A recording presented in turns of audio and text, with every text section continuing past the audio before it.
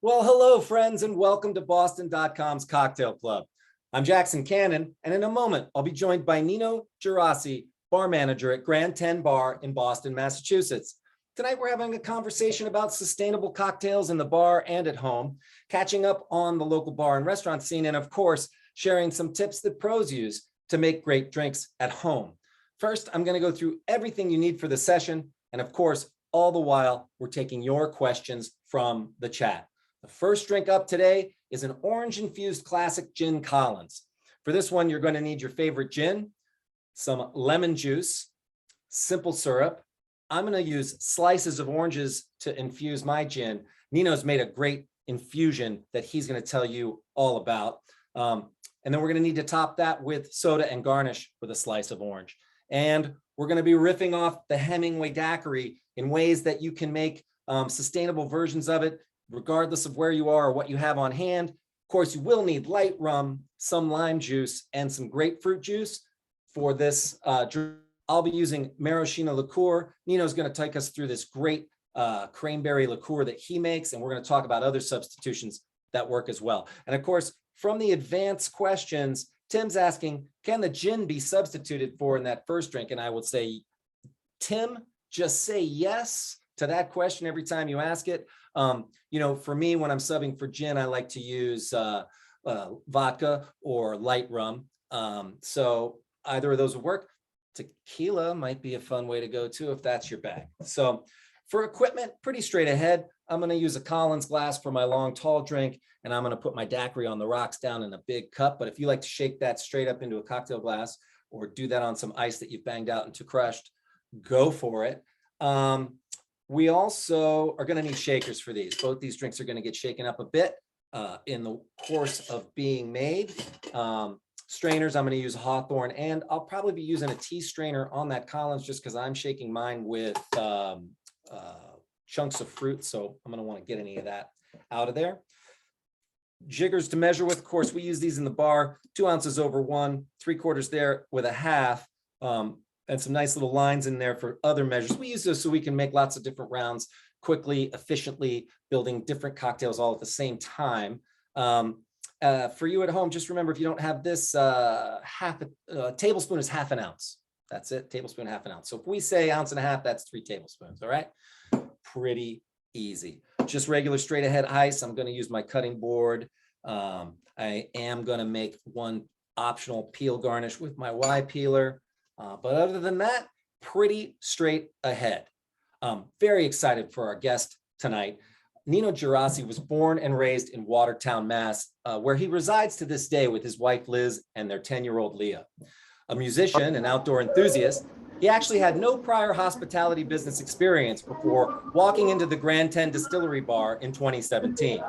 As fortune would have it, he was accompanied that day by his childhood friend and Boston craft bar royalty, Scott Marshall, most known for his stints at Drink and the Hawthorne. Hired on the spot with no experience because of his wit, charm, and the often overlooked idea that if your best friend is that kind of hard-charging success, well, you just might be too. That proved prescient, and Nino has thrived at Grand 10, becoming bar manager in 2018. Here he practices an extremely sustainable style of bartending based on the restrictions of their license that allow only distilled products from their own distillery to be used. Nino has seized on this as an opportunity to use all kinds of homemade products, drawing on locally sourced flavoring ingredients to create endless variations on classic cocktails and great drinking experiences for his guests. We're lucky to have him. I'm thrilled to have you as a guest, Nino. Welcome to Cocktail Club. Oh, thanks for having me. Excited to be here. Good. I'm hearing a little bit of activity in the background. Are they distilling as we speak, or are you right in the bar? What's happening?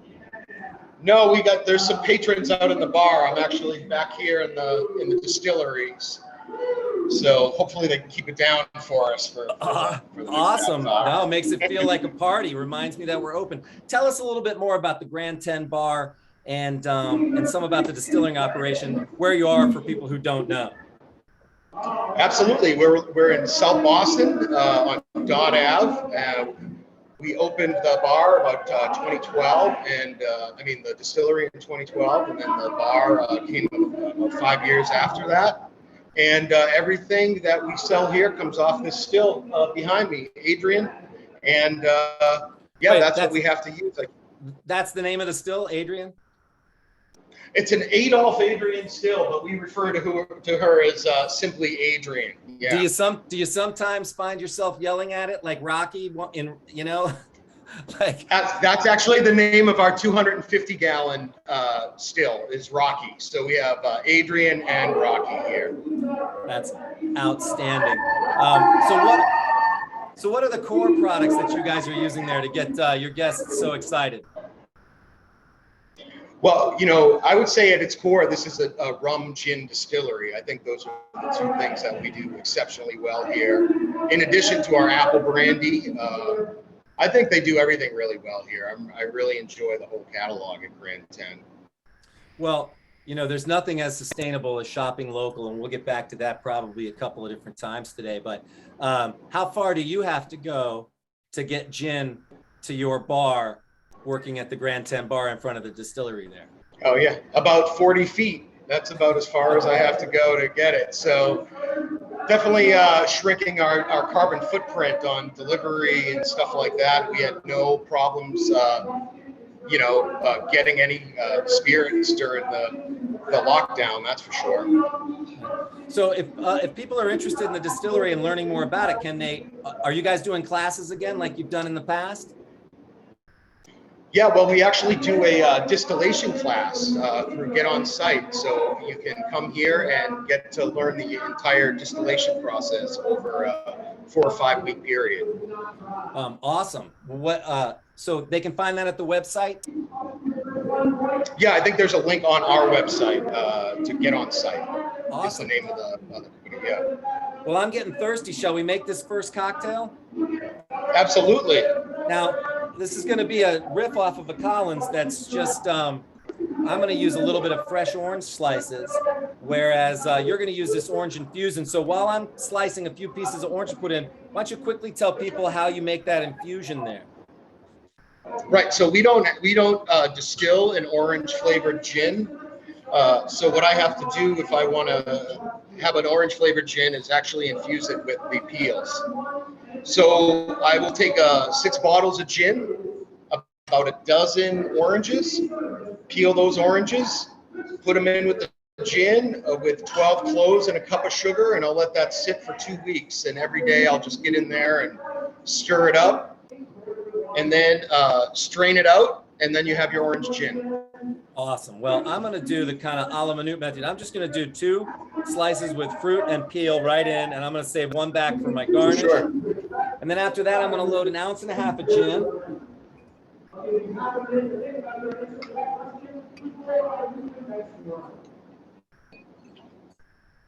And to that, the classic sort of sweet and sour of 3/4 ounce simple syrup and 3/4 ounce lemon juice.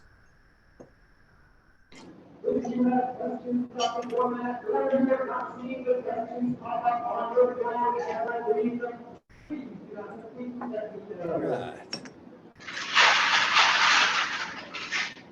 And then we're gonna add ice and give that a really good shake.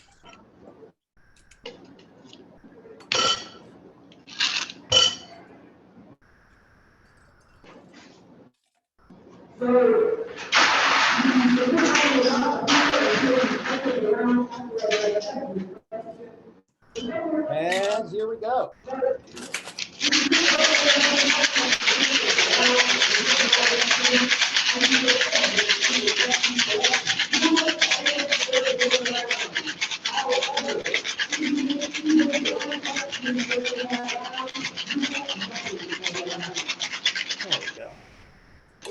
So Nino, this is my 50-second show, and that's the first time I ever had to leave frame because I didn't have my soda water handy because I wanted to keep it very, very cold. I'm going to use a tea strainer because I use that fruit. You probably can get away with just the regular. Yep.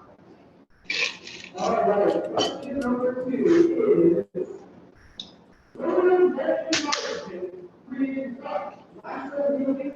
going to top this, some effervescent bubbly. This ends up being like a really cool sort of, this is based on really ancient punch recipes. Really, it's just a simplified version. This one has now lemon and orange and gin. all together, sparkling. And I'm going to do a little slice for color down the side there, right in. And cheers to you, Nino. Cheers.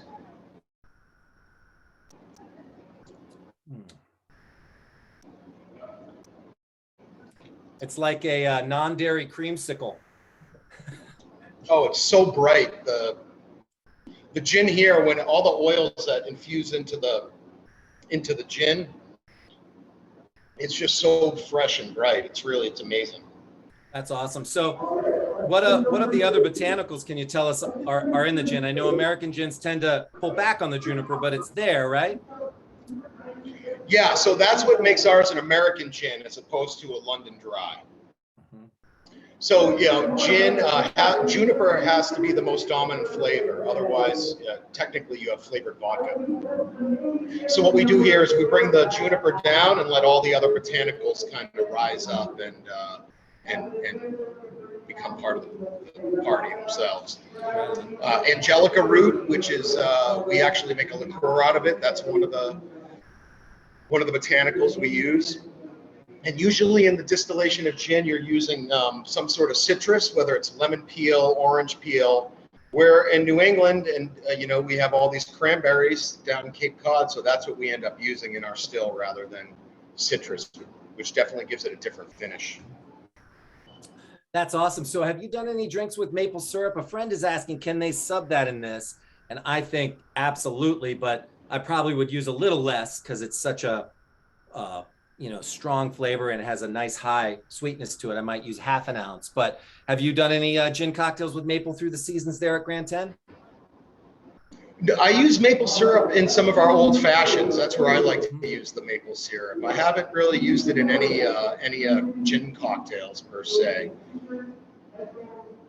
Awesome. Yeah, I think that would work in this, especially against I find with orange that can be a really productive flavor. That's kind of a lot what's happening in the old fashioned, right? Those citrus notes. Well, so we have a little bit of a couple of curveball questions coming in. I guess on the sustainability front, asking, have you ever had insects? Have you ever eaten insects? Does lobster count as an insect? I think technically it does, right? I mean, it has an exoskeleton, so I'm going to go ahead and say yes on that one. I've definitely had ants in maybe some beetles or something like grasshoppers down in Mexico, but nothing that formative. But I suppose we should probably think. I don't think this would. I mean, Massachusetts would have a pretty short season. Would probably have some of the best insects, but it would be a really short season. But very quick, yeah. Awesome. And then, are there like ways to think about it? To approach choosing spirits sustainably. Is it better to think more about the operation or to think about a type of spirit per se? That's a tough question to think about a little bit, So do you have any thoughts about that? Yeah. I mean, I would definitely think about the spirit more, like concentrate on the spirit, on the sustainability of whatever the product is.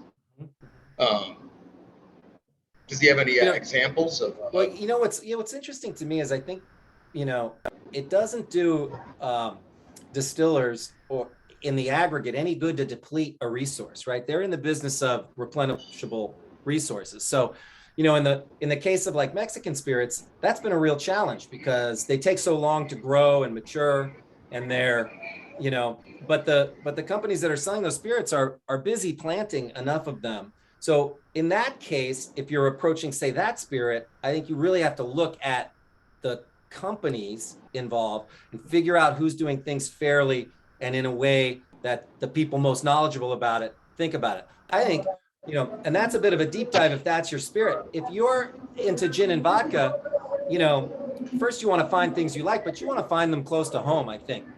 And, you can't really do that with tequila, but you certainly can with the fine products that you're making, gin, vodka, rum.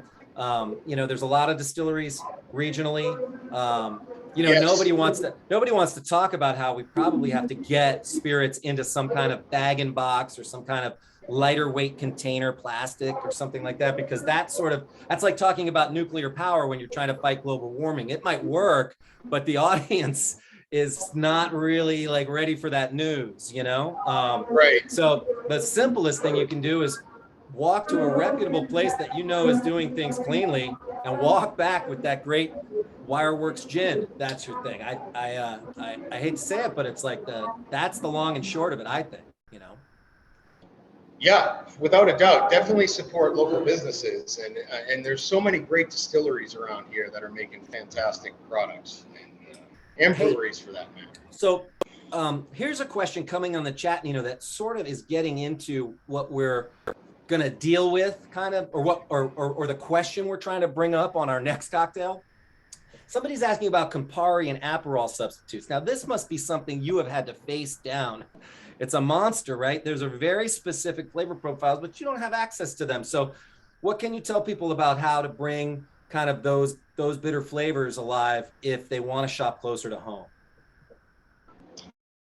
Right, so we just started producing an Amaro, so now I actually have something that I can play with here. But before that, I would kind of make a hybrid. We called it Famaro, like a vermouth Amaro hybrid.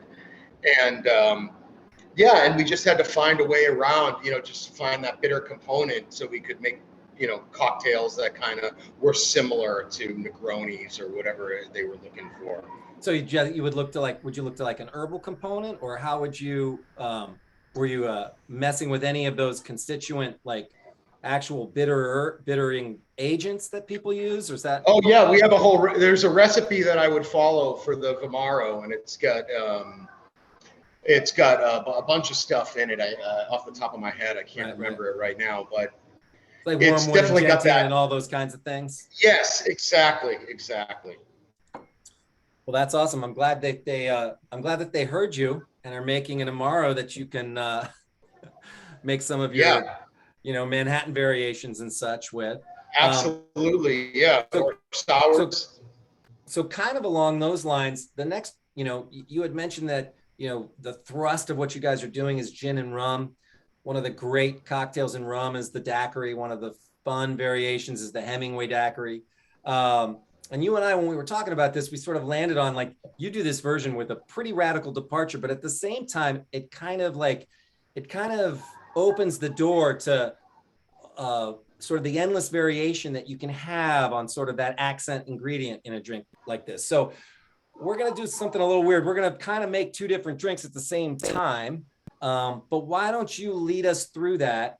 And when we get to the mystery ingredient, we can linger there a little bit to talk about, all the different things you might try in that slot. Absolutely.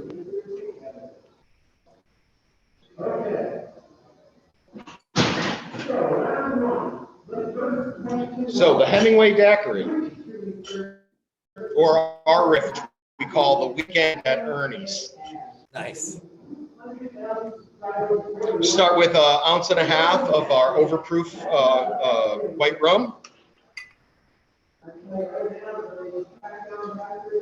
I'm doing 2 ounces of a light rum that's not overproof, so we're working with about the same amount of alcohol.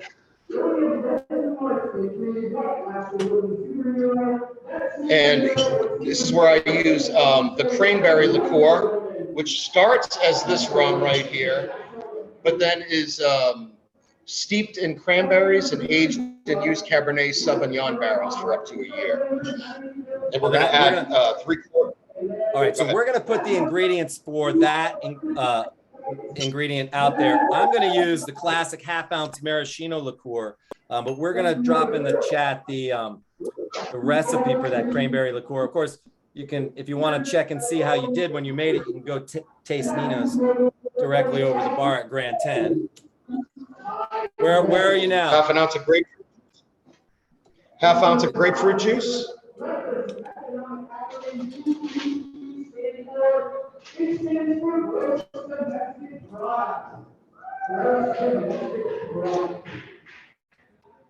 Quarter ounce of lime juice.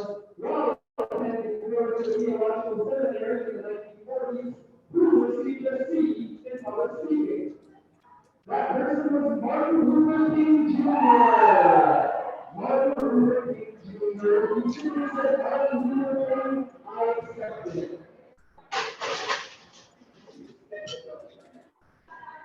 All right. And All right, a half ounce of simple syrup. Nice. Yes, sir. After round one.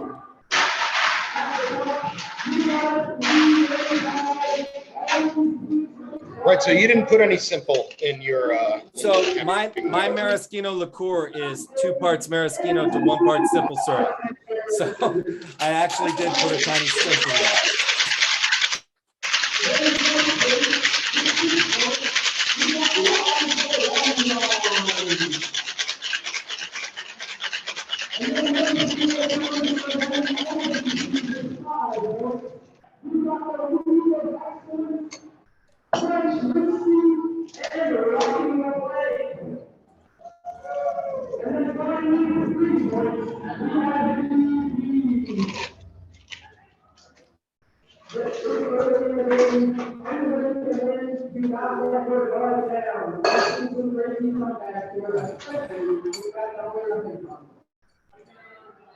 All right, round two.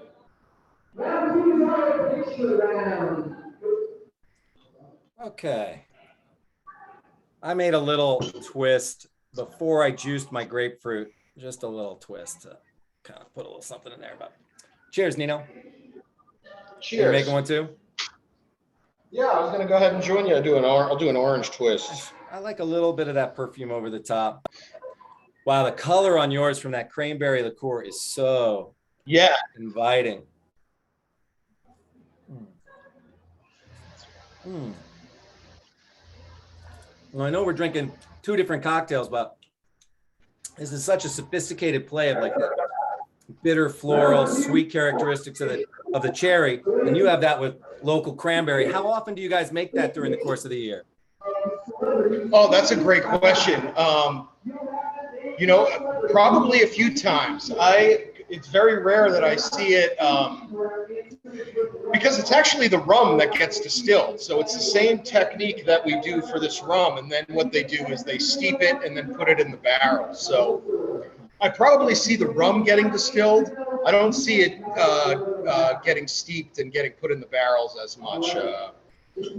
My timing's off. Well, that's one of the things about this drink that I think you're achieving too with that cranberry liqueur with the tannin from the wine barrel is that mouth structure that this drink should have. It's sort of, there's a play between all the citruses, but that astringentness giving way to that minerality, I think, is really a key ingredient in this. And people are asking, like, what else could they use if they didn't have that liqueur and they didn't have maraschino? And I always say, if the liqueur is a little bit sweeter, like, you can use a little less of it, but all kinds of great things can be played within this context. Grand Marnier.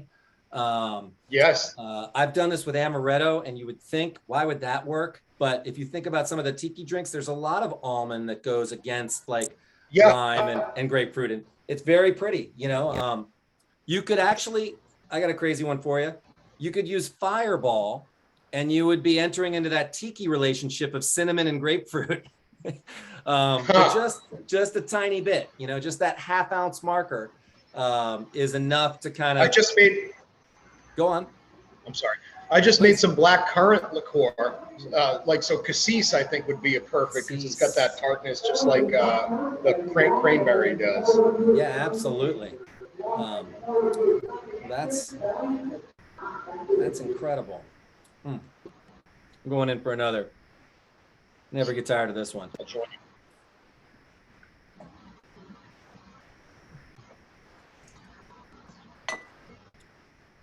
Well, any new spirits on the horizon? Are you guys looking forward to any? I know that the guys you can talk about. Yeah, they have attempted to make a chartreuse. So they're dipping their toes into that pool, and they gave me some bottles to play with at the bar. So I'm having a lot of fun with that right now. With the Amaro. Yeah, that's great. So, hey, we're getting some questions about your rum. I've had it. It's very well textured. But they're asking about the method.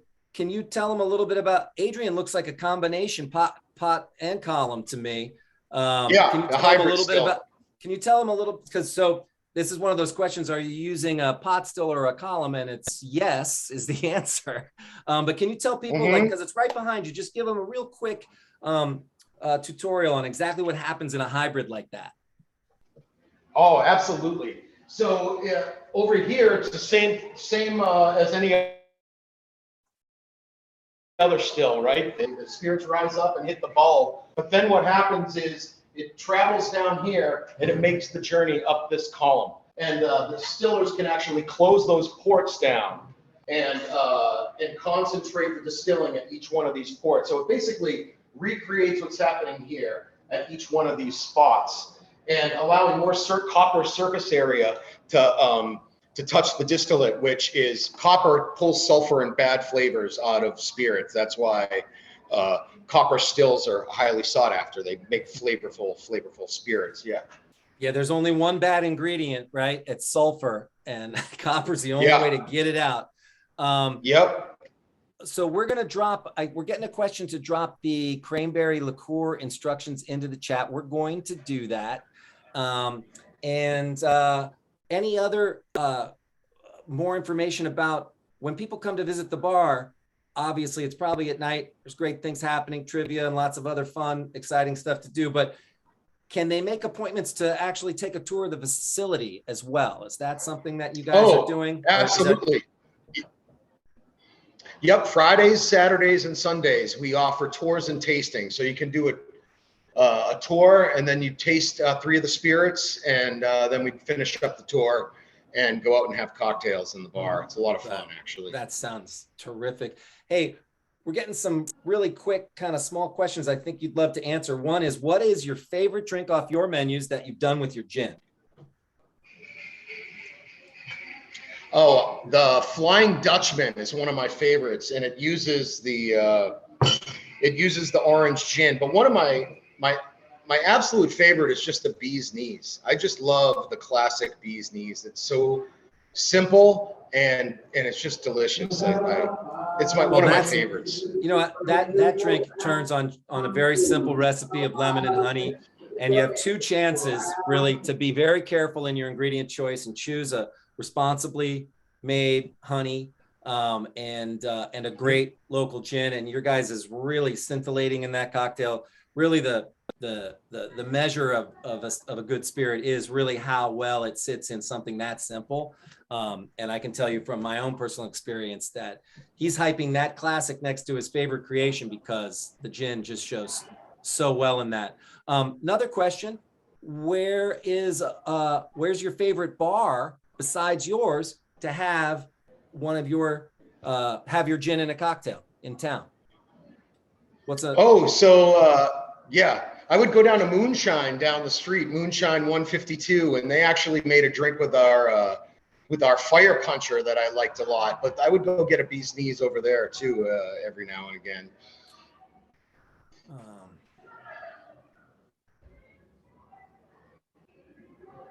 It's always fun seeing your booze at a bar that you're at. That I'll be out and I'll look behind the bar and try to see if I see any of our products back there. It's gotta feel a little like hearing a song you contributed to on the radio, Absolutely. Absolutely. Like, that's me, that's a good feeling. Hey, this is off topic. Yep. Somebody's asking, how do you make a bourbon Negroni? We're just going to answer that really quick because we don't mind. Just put bourbon in place of the gin in your Negroni and you're off to the races, sometimes called a Boulevardier, but there are endless variations on that drink that you can try. Why not get some of this great rum that they're making and do a Kingston Negroni with the local rum. That's another good thing to try if you like the Boulevardier. Well, Nino, we're winding down. Anything else you'd like to add about what people can oh man, that was too when fast. They come and visit you? I know, it's crazy, right? It goes real quick. No, I would just have come on down, come say hello. If you do the tour, I'll probably be the one showing you around the distillery here. So we just love having guests here, and a great spot to come down. You can bring your own food. You can play board games out on our floor. We have video games for free, shuffleboard. It's a lot of fun here. Well, get involved, friends. But if you can't, you can always get stuff to go from there too, right? Absolutely. Not only spirits, but also to-go cocktails. Outstanding. Well, thanks so much. That's all the time we have for Cocktail Club. We'll be back in 2 weeks on May 5th with a Cinco de Mayo celebration of the spirits of Mexico. Follow us at Globe Events on Instagram, Facebook, and Twitter. For more information about upcoming events, you can find me on all those platforms as well at Cannon Jax. Visit Nino down at Grand 10 Bar. Thanks so much to all of you. Thanks, Nino. Thank you guys. It's been a lot of fun.